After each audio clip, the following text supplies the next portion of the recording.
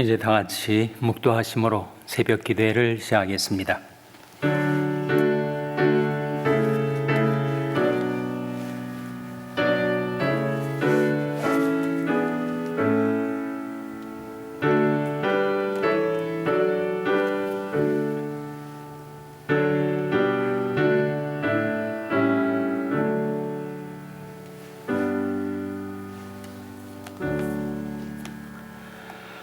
그러므로 우리가 믿음으로 의롭다 하심을 얻었은즉 우리 주 예수 그리스도로 말미암아 하나님으로 더불어 화평을 누리자. 또한 그로 말미암아 우리가 믿음으로 서 있는 이 은혜에 들어감을 얻었으며 하나님의 영광을 바라고 즐거워하느니라.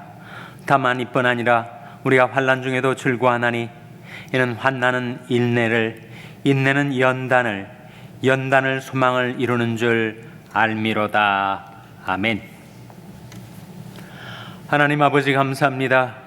오늘도 하나님의 무궁하신 사랑과 그늘 가운데 저희에게 생명을 주시고 호흡을 주시고 새날을 주시고 새 아침을 주셔서 하나님께로 가까이 나올 수 있도록 저희를 이끌어 주신 것을 감사드립니다. 하나님께 드리는 저희들의 경배와 찬송, 감사와 영광을 받아 주시옵소서. 성령과 말씀을 보내셔서 아침마다 저희들을 권징하시며 분초마다 저희들을 시험하시며 저희들을 새롭게 단련하시는 하나님의 연단 가운데 소망 잃지 않고 살게 하여 주시옵소서. 하나님 저희들을 긍휼히 여기사 이 아침에 저희들의 기도를 받아주시기를 바라옵고 예수님의 이름으로 기도하옵나이다. 아멘. 찬송가 170장 부르시겠습니다. 170장 찬송하시겠습니다.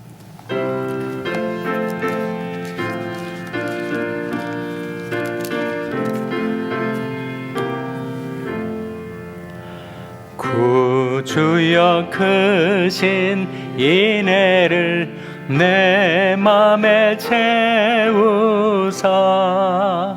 그 거룩하신 뜻대로 다 행케 하소서. 불같은 성령 임하사 내 맘을 밝히고 이 추한 마음과 생각을 다 태워주소서. 저 연단하실 성령불 날 정케 하시고 온 맘에 두루 비추어 다 밝게 하소서. 한평생 나의 소원은 주 예수뿐일세. 내 악한 영혼 붙드사 늘 인도하. 3절과 4절 저 연단하실 성령불 날 정케 하시고 온 맘에 두루 비추어 다 밝게 하소서. 한평생 나의 소원은 주 예수뿐일세. 내 약한 영혼 붙드사 늘 인도하소서.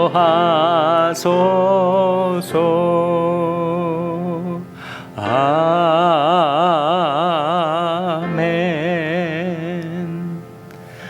하나님의 말씀은 에스겔서 19장 1절에서 4절의 말씀입니다.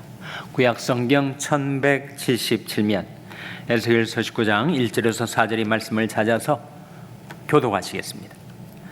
에스겔서 19장 1절에서 4절의 말씀입니다. 너는 이스라엘 방백들을 위하여 애가를 지어 부르기를 내 어미는 무엇이냐 암사자라 그가 사자들 가운데 엎드려 젊은 사자 중에서 그 새끼를 기르는데 그 새끼 하나를 키움에 젊은 사자가 되어 식물 움키기를 배워 사람을 삼킴에 이방이 듣고 함정으로 그를 잡아 갈고리로 꿰어 끌고 애굽 땅으로 간지라. 아멘. 할렐루야. 서로에게 평강의 복을 기원하는 마음으로 샬롬서를 축복하시고 인사 나누시기 바랍니다. 샬롬. 샬롬. 오늘도 목요 새벽 기도에 잘 나오셨습니다. 오늘 본문 말씀은 애가라고 나오죠. 애가라는 말은 슬픈 노래 아닙니까? 노래 중에는 기쁜 노래도 있지만 슬픈 노래도 있습니다. 기쁨의 찬가도 있지만 장성곡도 있습니다. 밝은 노래도 있지만 블루스도 있습니다. 하나님께서 예수를 선자를 통해서 애가를 지어 부르라 하는 말씀이 1절 2절에 나옵니다. 자, 1절 2절 말씀 한번 같이 읽겠습니다. 시작. 너는 이스라엘 방백들을 위하여 애가를 지어 부르기를 내 어미는 무엇이냐 암사자라 그가 사자들 가운데 엎드려 젊은 사자 중에서 그 새끼를 기르는데 애가를 지어 부르게 하셨는데 그 슬픔의 노래, 그 노래가 장조도 있지만 단조도 있단 말이죠. 메이저도 있지만 마이너도 있습니다. 마음이 밝고 환하고 즐거워서 부르는 노래도 있지만 슬픔 중에 부르는 노래, 애가가 있다는 거예요. 나를 창조하신 하나님, 사람으로 밤중에 노래하게 하시는 하나님,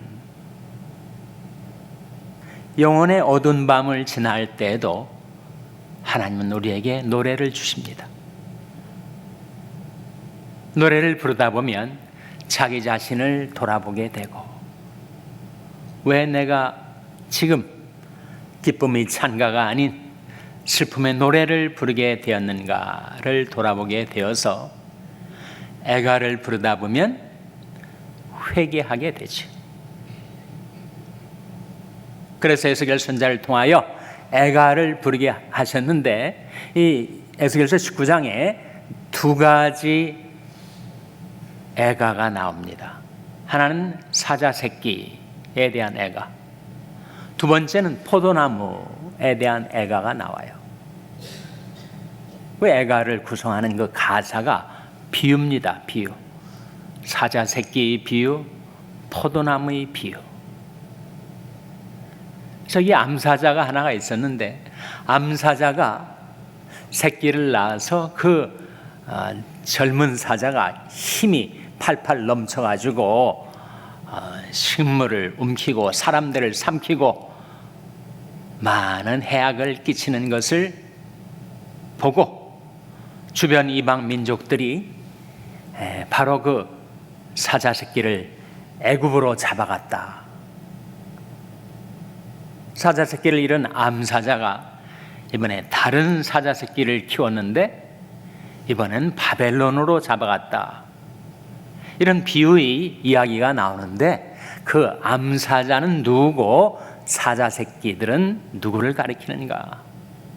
암사자는 유다 왕조를 가리킵니다.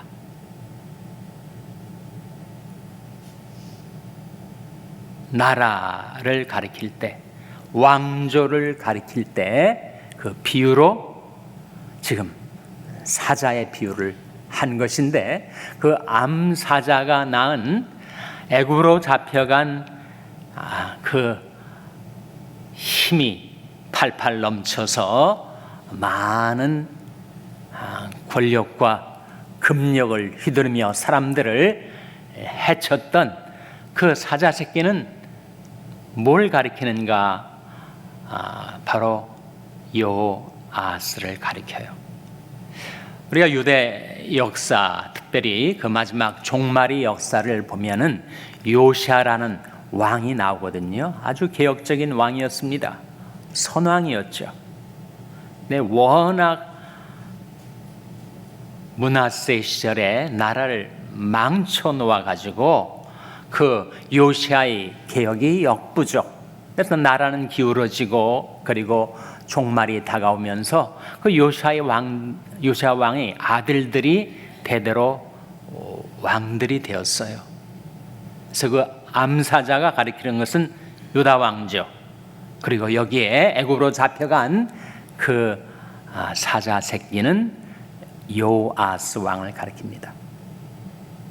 요시아 왕의 아들이었어요. 젊은 날에 왕이 되었는데 권력을 잡고 보니까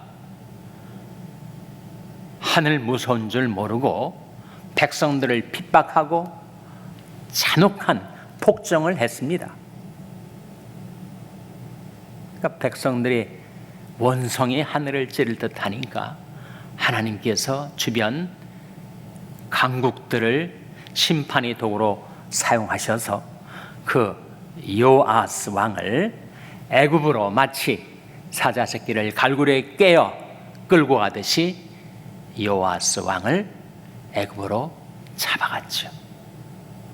그 사건을 지금 비유를 들어서 애가를 지어 부르게 했던 것입니다. 어떻게 해서인지 그렇게 애가를 부르다가도 자기들이 살아온 삶의 길을 돌아보고 회개하도록 하기 위한 것이었습니다. 그러니까 유다 나라가 잘못될 때 하나님께서 그대로 방치해 두지 않으시고 계속 선자를 보내시고 시련을 보내시고 환난을 보내시고 애가를 보내시고, 그래서 어떻게든지 깨닫고 돌이키게 하시려는 하나님의 섭리의 손길이 작용하고 있었던 것이죠.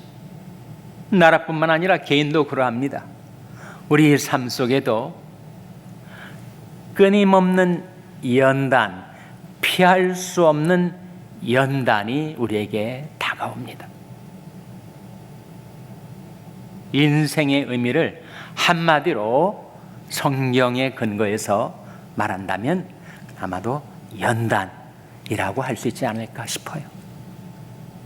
연단이라는 말은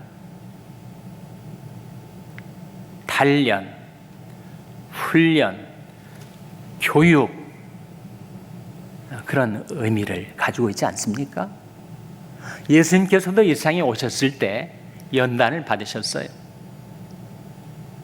파이데이아라고 하는 히브리서의 주제인 연단을 받으셨습니다.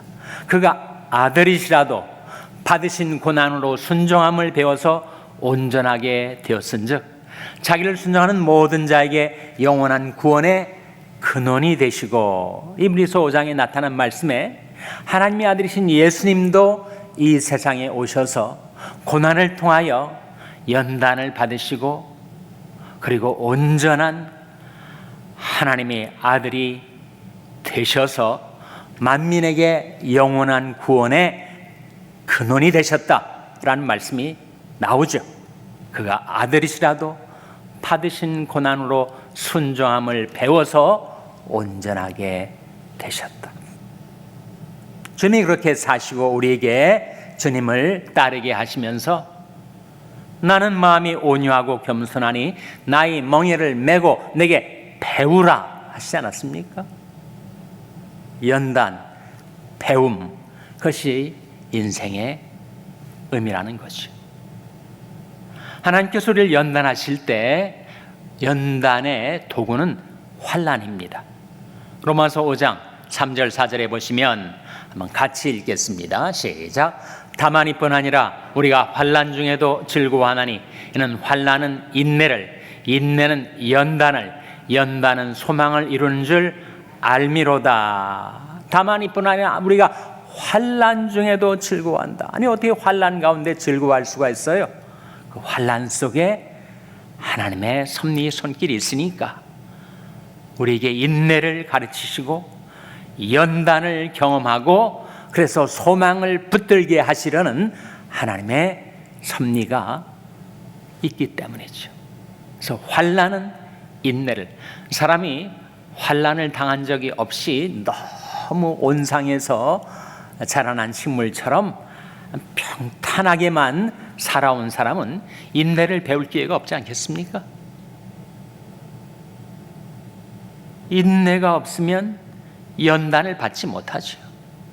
그래서 이 말씀 가운데 환난은 인내를, 인내는 연단을, 연단은 소망을 이루는 줄 알미로다. 우리를 연단하시는 하나님은 환난, 고통, 슬픔, 좌절, 실패, 이러한 도구들을 사용하셔서 우리를 연단하십니다.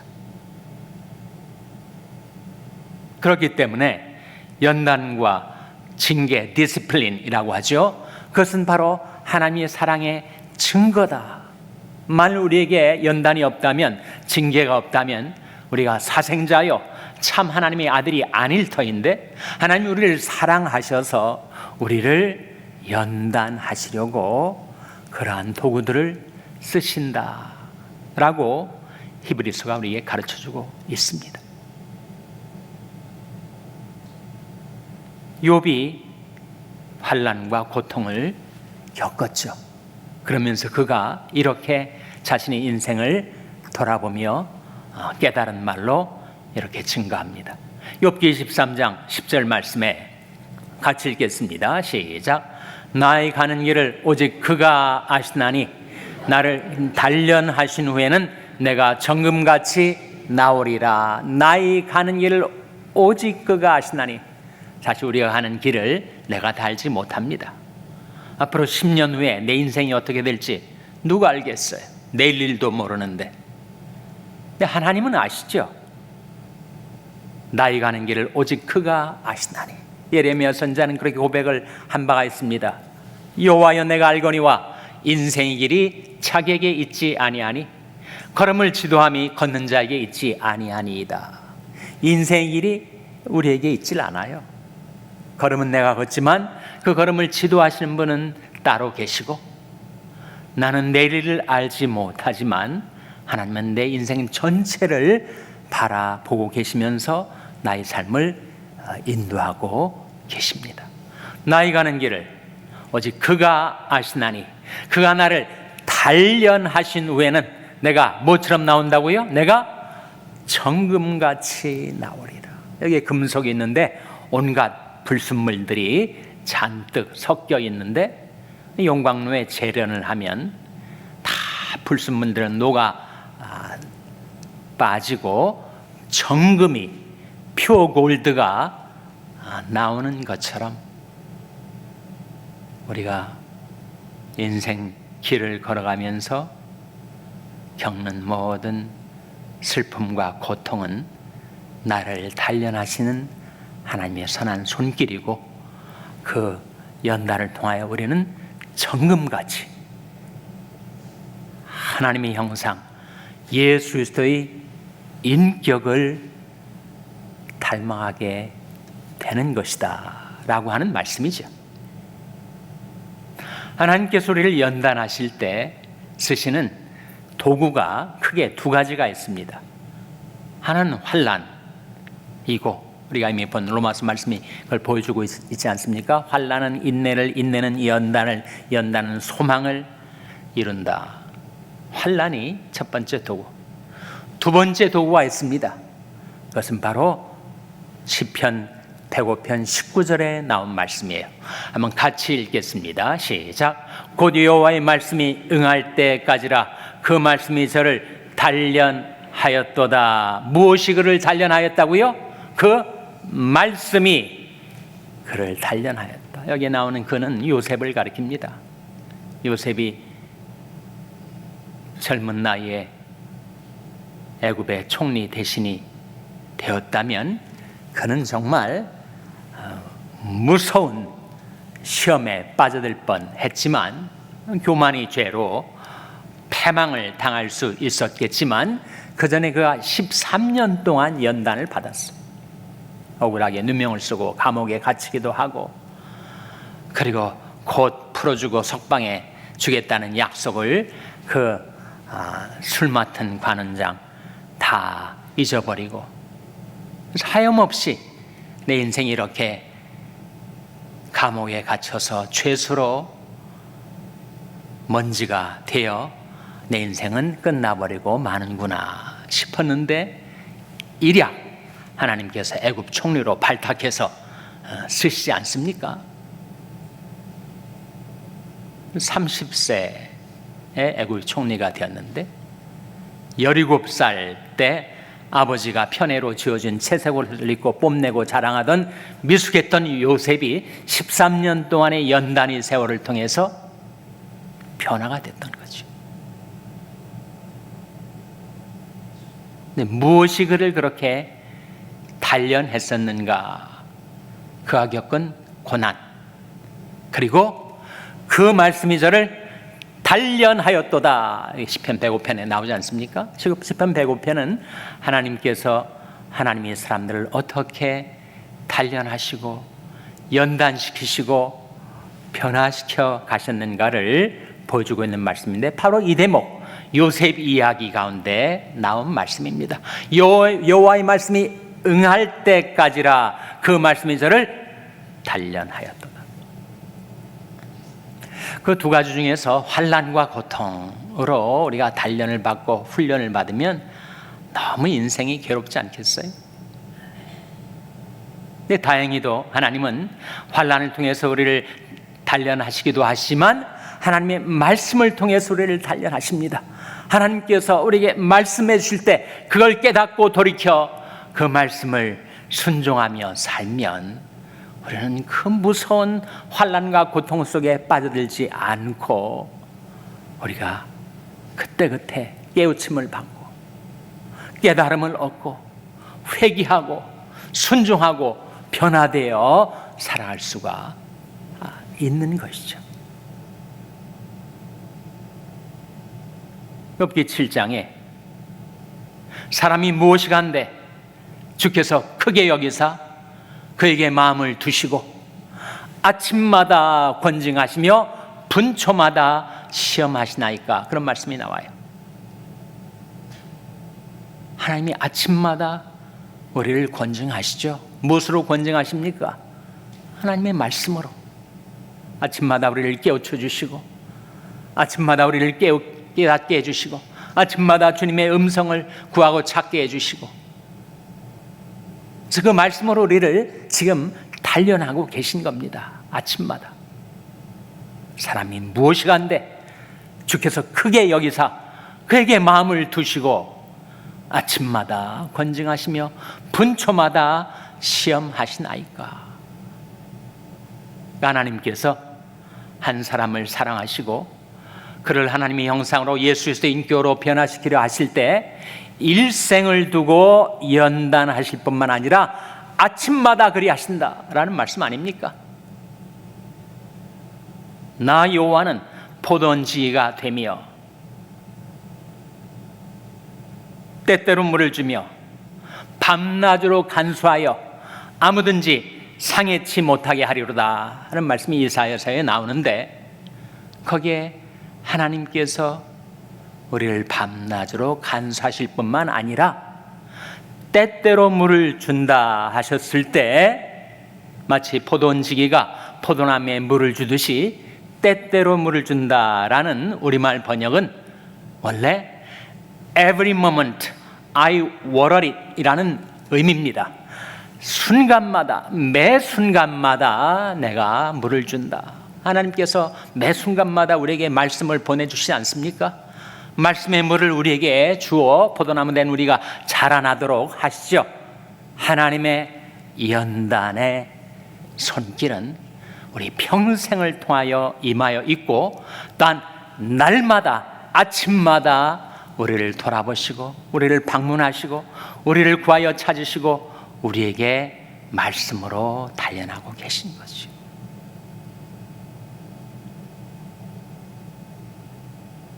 우리가 겪는 인생의 고통과 슬픔을 통하여서도 연단을 받고 아침마다 우리에게 베풀어 주신 하나님의 말씀을 통하여서도 연단을 받아 주님의 멍에를 메고 주님을 배우고 주님께서 평생 연단을 받으셨던 것처럼 우리도 연단을 받아 예수 그리스도의 인격을 닮아하고 하나님의 형상으로 변화되는 은혜와 섭리가 여러분 한 분 한 분에게 임하게 되시기를 주님의 이름으로 축원합니다.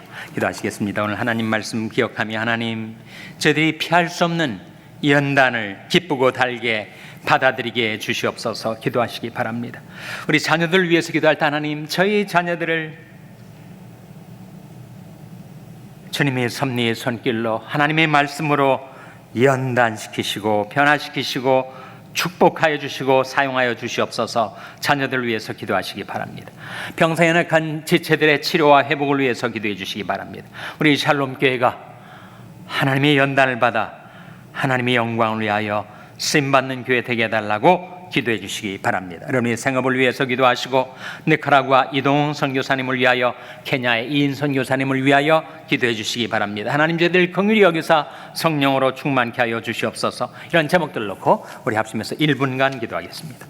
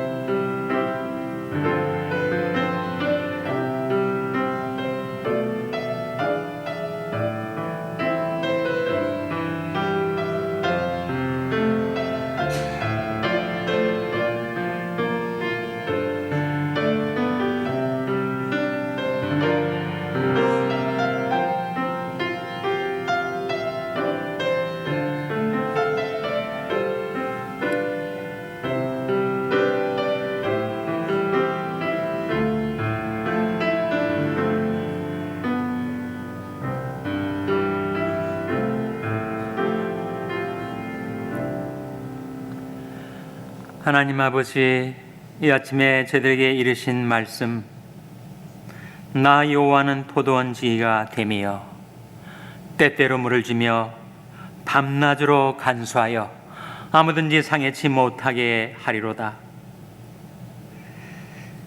사람이 무엇이건대 주께서 크게 여기사 그에게 마음을 두시고 아침마다 권징하시며 분초마다 시험하시나이까.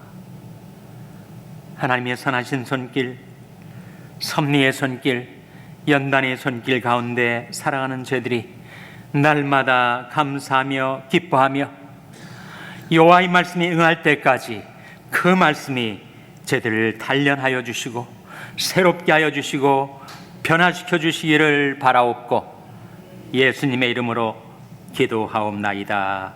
아멘. 하늘에 계신 우리 아버지여, 이름이 거룩히 여김을 받으시오며 나라 임하옵시며 뜻이 하늘에서 이룬 것 같이 땅에서도 이루어지이다.